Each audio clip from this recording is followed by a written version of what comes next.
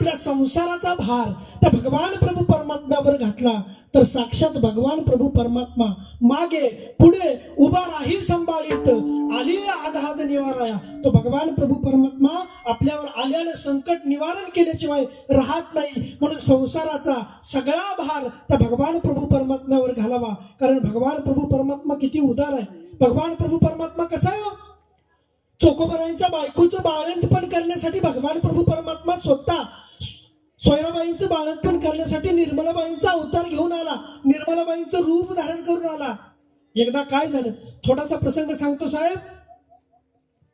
संसारातील कटकट सोयराबाईंनी संत चोकोबरायांना सांगावी आणि संसारातील कटकट सांगितले असं वाटलं आणि चोकोबराय रागानं महाराज पंढरपूरचा रस्ता धरावा.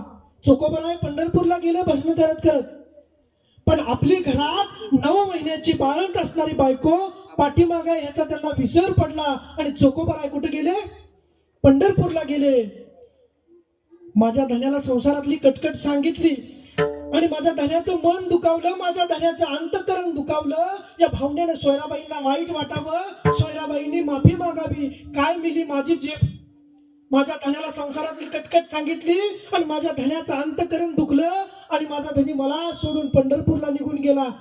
सोयराबाई 9 महिन्याच्या बाळंत असताना सुद्धा महाराज आपल्या पतीला शोधतायत. कुठंच चोकोबराय सापडले नाहीत. पोटामध्ये कळा चालू झाल्या, बाळंतपणाच्या कळा चालू झाल्या. पण काळजी त्या भगवान प्रभू पांडुरंग परमात्म्याला, त्या भगवान पांडुरंग परमात्म्याला विठेवरून उडी मारावी आणि साक्षात सोयराबाईचं बाळंतपण करण्यासाठी महाराज निर्मलाबाईंचं रूप घेतलं आणि चोकोबरायांचा दरवाजा वाजवला.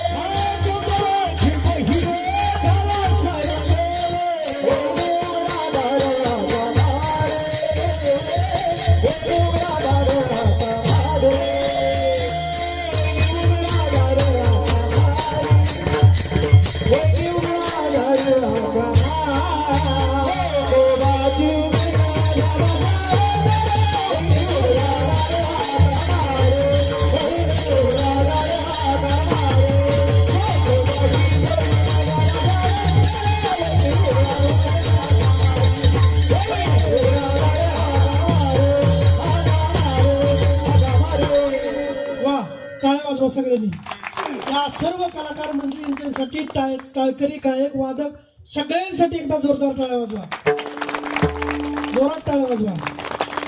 वाह.